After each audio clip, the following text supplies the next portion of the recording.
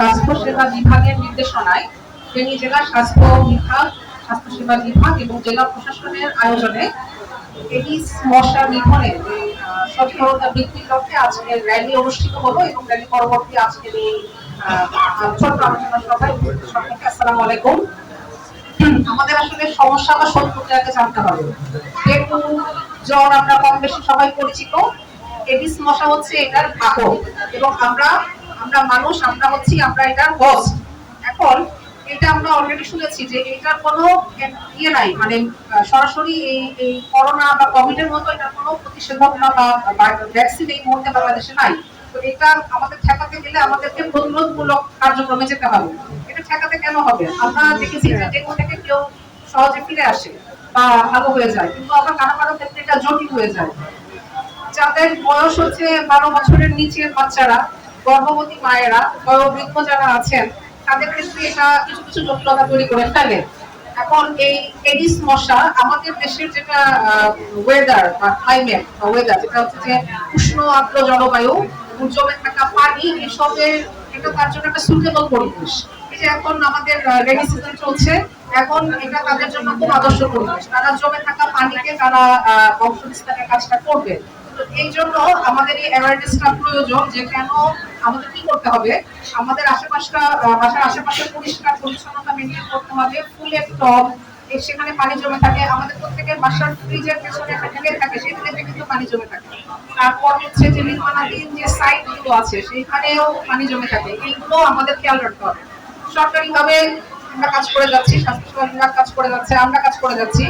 আমরা কি কাজ করছি? আমরা গত কয়েক মাস ধরে প্রতি শনিবারে আমরা পৌরসভা থেকে এবং পৌরসভার বাইরে ইউনিয়ন পরিষদ থেকে বিভিন্ন অফিস, আদালত এবং শিক্ষা প্রতিষ্ঠান পরিচ্ছন্নতার কার্যক্রম আমরা করে যাচ্ছি এবং লার্ভিসাইড স্প্রে করার কাজটাও করে যাচ্ছি। কিন্তু আসলে প্রতিটা পরিবারের পক্ষ থেকে যদি সচেতনতামূলক কার্যক্রম গ্রহণ করা হয় বা তাদের ক্ষেত্রে যদি সেন্সিটিভ থাকে, তাহলে আমরা এই জটিল রোগটাকে আমরা ঠেকাতে পারবো, আমরা ঠেকাতে সক্ষম হব। তো এই আশাবাদ ব্যক্ত করে আমার বক্তব্য শেষ করছি। সবাইকে ধন্যবাদ। আসসালামু আলাইকুম।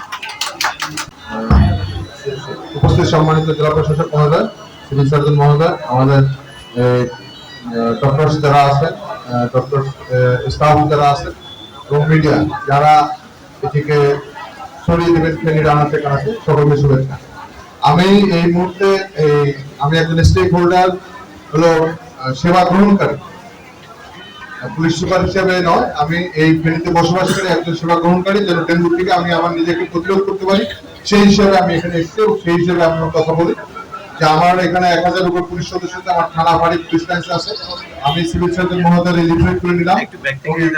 আমি আমার দায়িত্বের জায়গা থেকে আমার পুলিশের যত সদস্য আছে তাদেরকে যদি আমি নিরাপদ রাখতে পারি, তাহলে আমার মনে হবে যে আমি সম্ভবত সিভিল সার্জন মহোদয় অথবা সরকারের পক্ষে যে মেসেজকে এটি পালন করতে সমর্থ হলাম। আমি আপনার প্রতি ধন্যবাদ যে আপনি আমাকে এখানে নিমন্ত্রণ করেছেন এবং আমি আপনার এই জনসচেতনার লিফলেট গুলো পেলাম।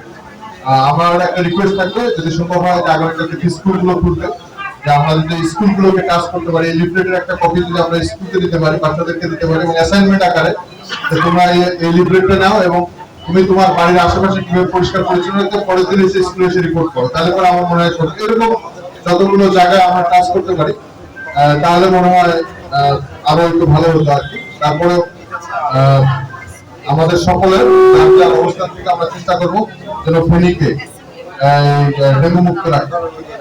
এই আয়োজনের জন্য ধন্যবাদ এবং এই আয়োজন সফল এই আশাবাদ ব্যক্তকে শেষ করছি। আসসালামু আলাইকুম। 250 জেনারেল হসপিটাল ফেনী কর্তৃক আয়োজিত এই ডেঙ্গু বিষয়ে সচেতনামূলক অনুষ্ঠানের আজকে সম্মানিত প্রধান অতিথি মাননীয় পুলিশ সুপার এবং মাননীয় সিভিল সার্জন, নার্সবৃন্দ এবং সাংবাদিকবৃন্দ, সবাইকে আসসালামু আলাইকুম। আমরা অনেকেই জানি, এখানে যারা আছি সবাই জানি ডেঙ্গু কিভাবে হয়, ডিজিজ কিভাবে হয়, কিন্তু টোটাল পপুলেশনের একটা মেজর অংশ জানি না, এবং এরা সোশ্যাল মিডিয়া দেখে ওই যে টিকটক টাইপের কোনো সচেতনামূলক অনুষ্ঠান দেখে না, মিডিয়া নিউজ পেপার দেখে না, টিভি দেখে না, লেখাপড়া তো নাইও থাকলেও ওইটা ওই কোনো রকম। এখন ডেঙ্গু মিজেলস ভাইরাস দিয়ে হয়, এই ভাইরাসের বিরুদ্ধে কার্যকর কোনো ওষুধ আবিষ্কৃত হয় এবং এটা প্রতিরোধ এবং আপনার চিকিৎসকদের কাজ হলো সাপোর্টিভ ট্রিটমেন্ট দেওয়া, এবং এটা যখন কমপ্লিকেশন হয় তখন এটা চিকিৎসা করা। কিন্তু ডেঙ্গু ভাইরাসকে নির্মূল করা এটা মানুষের সচেতনতার জন্য ছাড়া সম্ভব না। যেমন আমরা জানি যে ভারতে জনপ্রতিনিধি নির্বাচন করতে গেলে একটা সবসময় পাবলিক প্ল্যানে থাকতে হবে। আমাদেরও মনে হচ্ছে আমাদের প্রশাসনের মাধ্যমে রাষ্ট্রীয় বিভিন্ন সুযোগ সুবিধা নিতে গেলে, যেমন স্কুল কলেজে ভর্তি হতে গেলে, চাকরির জন্য গেলে, ড্রাইভিং লাইসেন্স করতে গেলে যেমন রোড টেস্ট লাগে, এটা একটা শর্ত থাকতে হবে তাদের বাড়ির আঙ্গিনা যেন পরিষ্কার থাকে। তাইলে আমরা ইনশাল্লাহ ডেঙ্গু সংক্রমণ ব্যাধি থেকে অনেকাংশে আমাদের জেনারেশনকে রক্ষা করতে পারবো।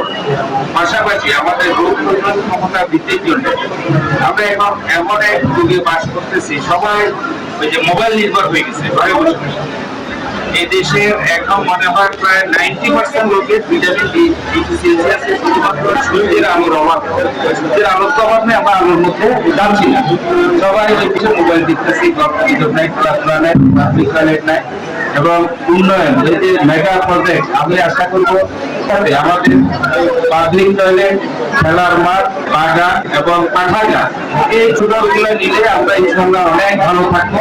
সবাইকে ধন্যবাদ।